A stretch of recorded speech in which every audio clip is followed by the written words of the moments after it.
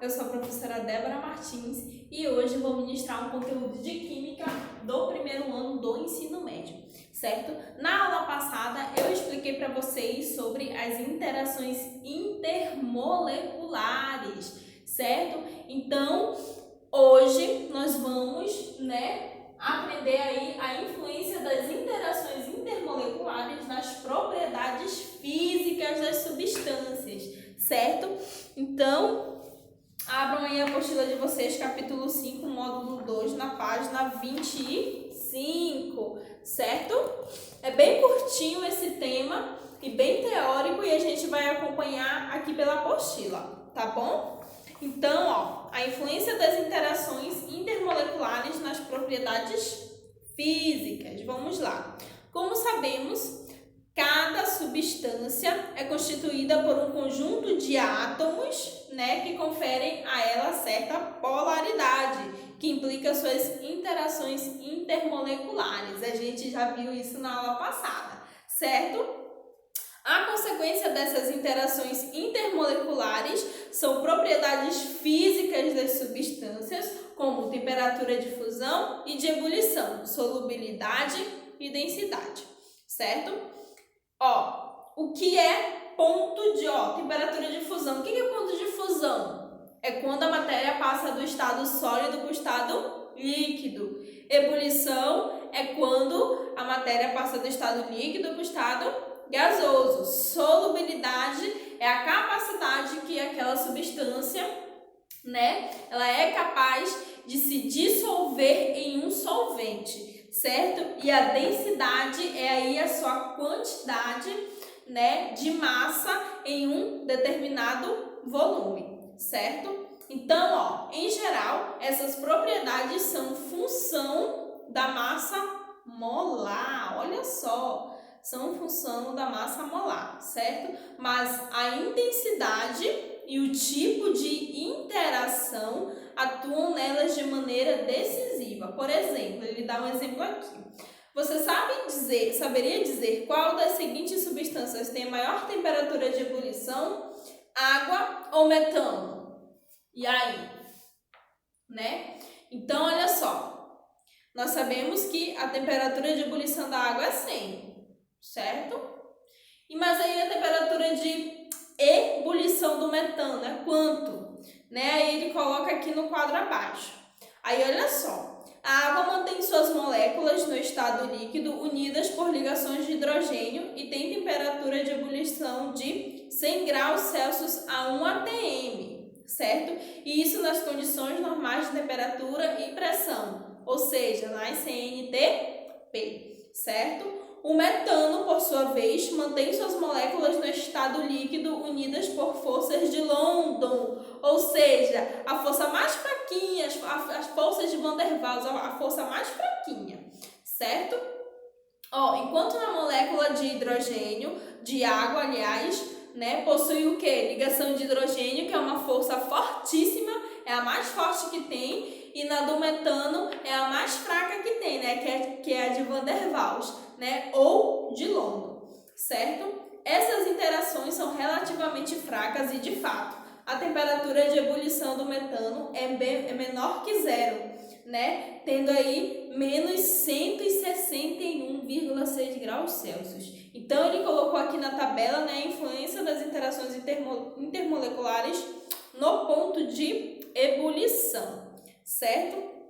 Então, aqui na substância de água, a gente observa, olha só.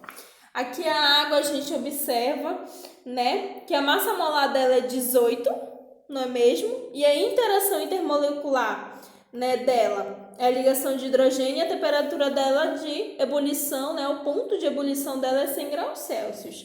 Já que no metano, a massa molar dele é 16, a interação é dipolo induzido ou, dipolo induzido é a mesma coisa que forças de London e a mesma coisa que forças de Van der Waals, tá bom?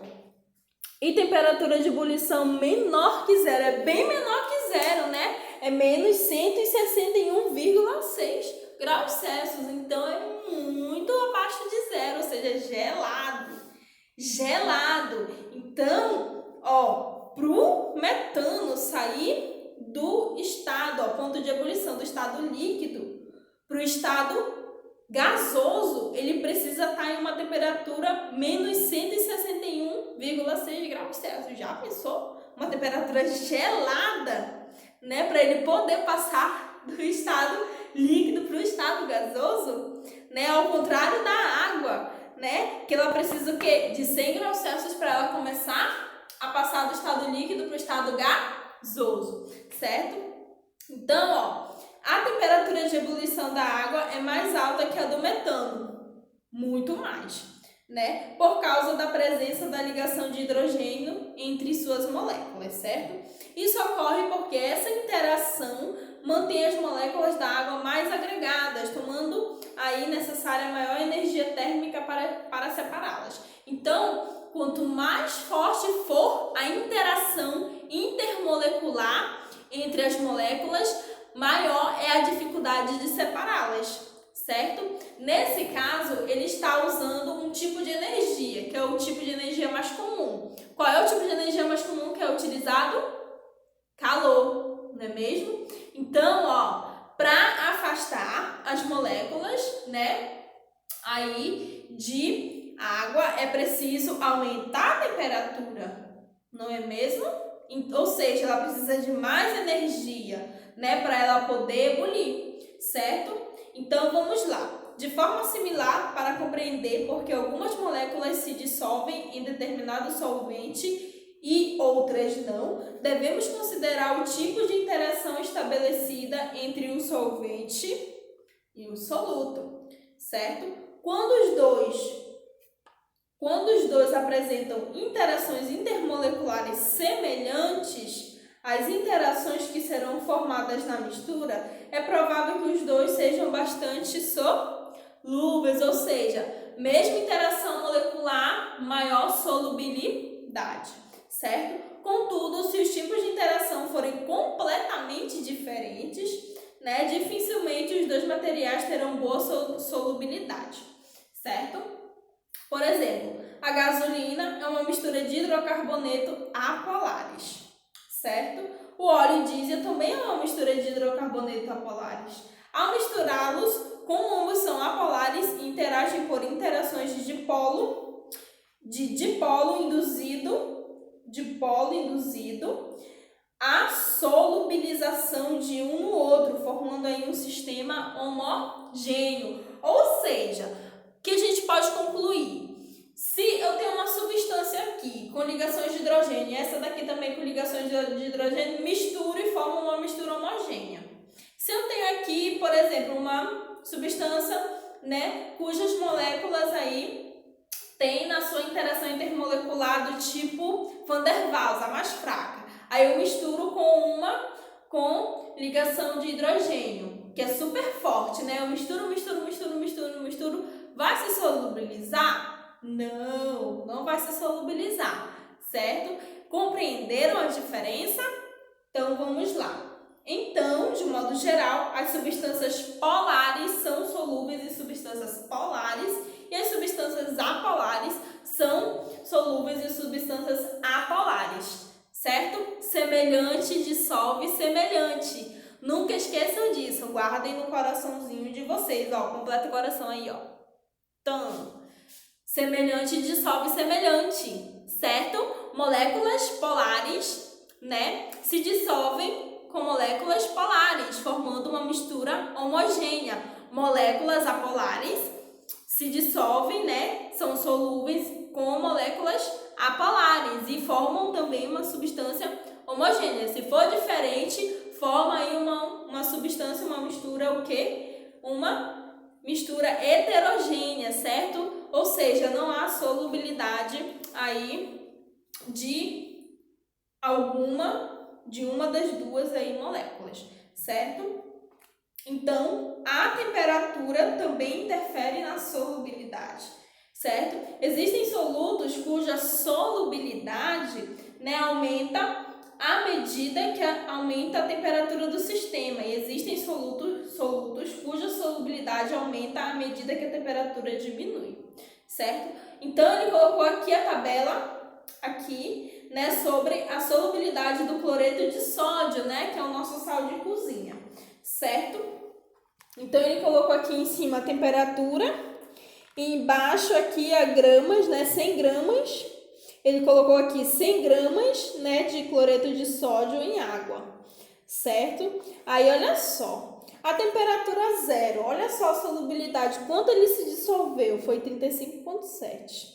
Aí, foi aumentando a temperatura 10, ó, 35,8. Aí, 20, 36, foi. À medida que eu fui aumentando a temperatura, né, aqui, ó, a solubilidade aqui dessa minha solução foi aumentando, certo? À medida que eu fui aumentando a temperatura, certo? Então, nunca esqueçam, semelhante dissolve semelhante, certo? E aqui na página 26, ó, ele coloca aqui uma curiosidade, certo? Que fala aqui sobre o processo de identificação dos sabores. Vamos lá, acompanha aí na apostila de vocês. No dia a dia, observamos fenômenos químicos o tempo todo, né? Mas nem sempre nos damos conta disso, né? Um exemplo são os fenômenos que ocorrem enquanto nos alimentamos, né? Com certeza, né? Lá, quando vocês estavam no ensino fundamental, né? Vocês aprenderam que a digestão é um processo químico, certo? Mas vocês já pararam para pensar que sentir o sabor dos alimentos também é um fenômeno químico? Também é um fenômeno químico. Então, vamos lá. O paladar é formado por um conjunto de sensações. Paladar, ó. O que a gente sente, ó, quando a gente come. Paladar, certo? Uma delas ocorre por meio do reconhecimento de moléculas em regiões específicas de nosso corpo. O paladar é um dos cinco sentidos e é o resultado de interações químicas, né? Nesse aspecto, as ligações de hidrogênio desempenham um papel fundamental, certo? Quando mordemos uma fruta ou um doce e sentimos o sabor apetitoso, jamais imaginaríamos que as ligações de hidrogênio estão envolvidas nesse processo, certo? Lembrando que a ligação de hidrogênio é a ligação mais forte que a gente tem, certo? A participação dessas interações intermoleculares é importante para a sensação do sabor. As moléculas que compõem os alimentos chegam aos receptores gustativos presentes nas papilas gustativas da boca por meio de interações com a água, certo? Sem a presença da água, as moléculas não chegariam a esses receptores, certo? Então, ao chegar a um receptor gustativo, as moléculas que compõem um alimento interagem com receptores proteicos específicos, produzindo aí um impulso enviado ao sistema nervoso, bem aqui, ó, ao sistema nervoso, certo? No qual é traduzido em sensações, certo? Assim que a interação entre a molécula e o receptor é interrompida, acaba-se a sensação de sabor, certo? Por isso, ao lavar a boca com água, a sensação de doce, salgado, amargo, azedo diminui, olha só. Geralmente, a interação entre a água e a molécula responsável pelo sabor é mais intensa que a interação entre a molécula e o receptor gustativo, né? Ou seja, a água interage com a molécula e interrompe a interação desta com o receptor, certo? Se determinada molécula interage mais intensamente com a região receptora nas papilas gustativas, a sensação de sabor é mais duradoura, certo? Os açúcares são compostos que proporcionam sabor doce com bastante intensidade, como nós bem sabemos, certo? A sacarose, por exemplo, né? A sacarose, ela interage com o receptor proteico por meio de ligações de hidrogênio, certo? Na molécula de hidrogênio. Na molécula de sacarose existem diversos grupos que realizam esse tipo de interação, né? Que no caso é o grupo OH, o grupo hidroxila, que é chamado, ó, grupo OH, que é a nossa hidroxila. O nome desse grupo aqui, ó, é chamado de hidroxila, certo? Aumentando sua solubilização na água, certo? Por isso, o sabor doce, né, quando boca é bastante intenso. No entanto, ao lavarmos a boca, a água interage fortemente com as moléculas de sacarose, retirando-as dos receptores e diminuindo a sensação do sabor doce.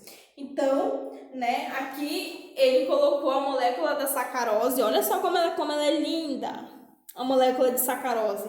Isso é uma molécula de sacarose. Aí lá no açúcar, lá no alimento que a gente se alimenta, tem várias moléculas de sacarose, várias moléculas dessa aqui, ó, certo? E aqui ele coloca aqui na língua o exemplo, ó, a demonstração, ó, da região da língua onde nós sentimos as sensações, certo? Aqui no meio da língua é o umami, certo? Aqui desse lado a gente sente o sabor ácido aqui dos lados de roxo, né? O verde aqui, o salgado. E na ponta da língua o doce. Bem aqui atrás é o amargo, certo? Então na nossa ponta da língua, quando vocês forem provar um doce, vocês provem assim, ó, com a ponta da língua, certo? Então quando vocês forem provar um salgado, é bem aqui nessa região aqui, ó. A gente sente essa sensação de salgado, certo? Então, é bem interessante, né? As interações intermoleculares, aí elas ajudam aqui na percepção aí dos sabores, né? Dos alimentos que nós ingerimos, certo? E aqui na página 26, ele comenta um pouco sobre a nanotecnologia, né? O que é nanotecnologia? Né? Controlar fenômenos da natureza e manipular seus produtos sempre foi uma das buscas do ser humano, certo? Desde a antiguidade tem se registrado, né, registros de transformações químicas realizadas pelo ser humano. Apesar disso, pode-se dizer que a maioria delas ocorreu macroscopicamente, ou seja, são transformações que em geral são ali observadas sem o auxílio de instrumentos. Na busca pelo controle das combinações químicas no nível atômico, ou seja, que não ocorrem a olho nu, ou seja, microscópico, né? Surge a nanotecnologia, ramo da ciência que procura estudar a matéria no nível atômico molecular, que significa estudar a matéria em dimensões pequenas, né? Como as partículas que apresentam em alguns nanômetros, certo? Mas aí ele faz essa pergunta. Afinal, qual é o tamanho de uma partícula nanométrica? Né? Ele fala assim, do grego nano significa não e equivale a 10 a menos 9 do metro. 10 a menos 9 é o que, professora? 10 a menos 9 é isso aqui, ó. 1, 2, 3, 4, 5, 6, 7, 8. É isso aqui, nanômetros. Nanômetros. Certo? Correto? É isso aqui, ó.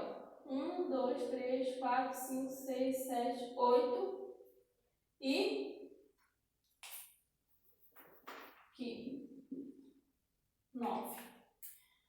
1, 2, 3, 4, 5, 6, 7, 8, 9. É isso aqui, ó. O tamanho das partículas de nanômetros, certo? Então vamos lá. Aqui ele colocou uma figurinha aqui, né? Ó, 1 ampere, né, que é o átomo. Aqui tem o átomo. 1 nanômetro de DNA, 10 nanômetros aqui de uma proteína, 100 nanômetros de um vírus, 1 micrômetro, né, de uma célula, né? Que aqui, ó, e aqui é uma escala, né, que vai até 10 micrômetros, certo? Então, olha só o átomo, é o menorzinho, não é mesmo? Então, olha só, mais aqui à frente,